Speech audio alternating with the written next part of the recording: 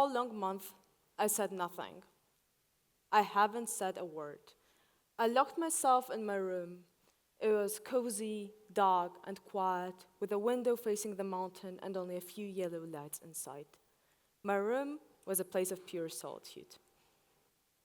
It was a lonely one. I'm guessing you're wondering why. There was a lot going on for me that year. My friends in Ukraine were stuck under constant shelling. I was being bullied at school, and my family was breaking apart right in front of my eyes.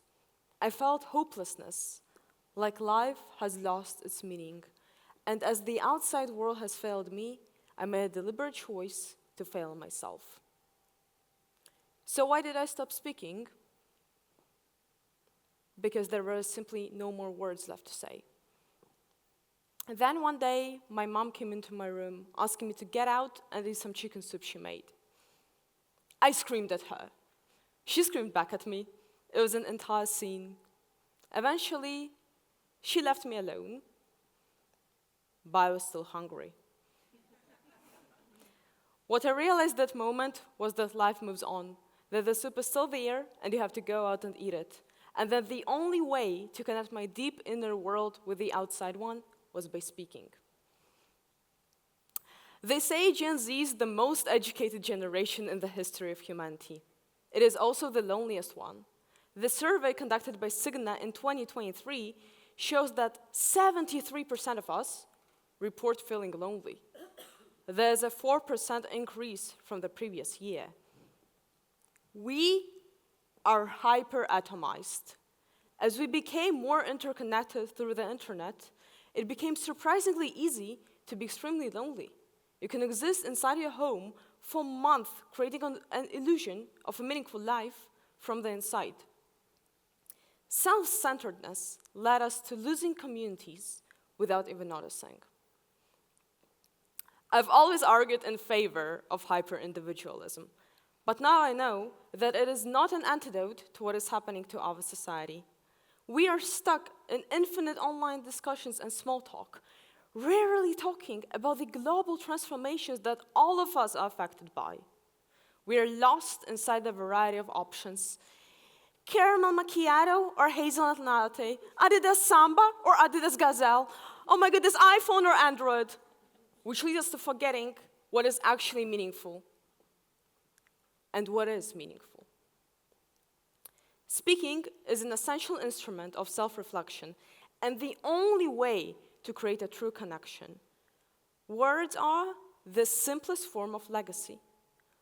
We like to insert an unreachable greatness into this word, but in fact, leaving a legacy is as simple as taking responsibility for the words you say and using them for the good of society and for your own good. Of course, that requires effort. Do parents always have enough time to talk to their kids about what their life is like? And are they ready to accept everything that their children will share? Words can kill, and words can inspire.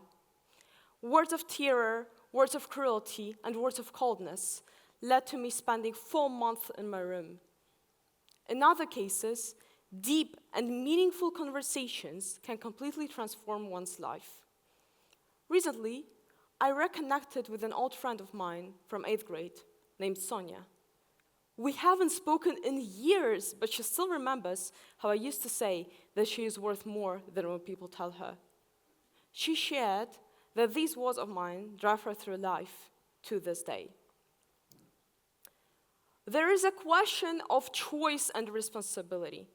Connecting with the outside world seems like a process of loss rather than gain.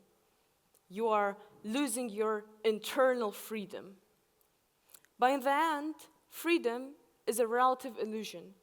You can be as free as you want, inhale your liberty and inner anarchy. But we all live in a society. And in that society, just like in mine, one day you shall smell the aroma of chicken soup. And with that aroma, you'll get reminded of the community you have and the culture you are part of. For me, chicken soup is the symbol of my Eastern European childhood.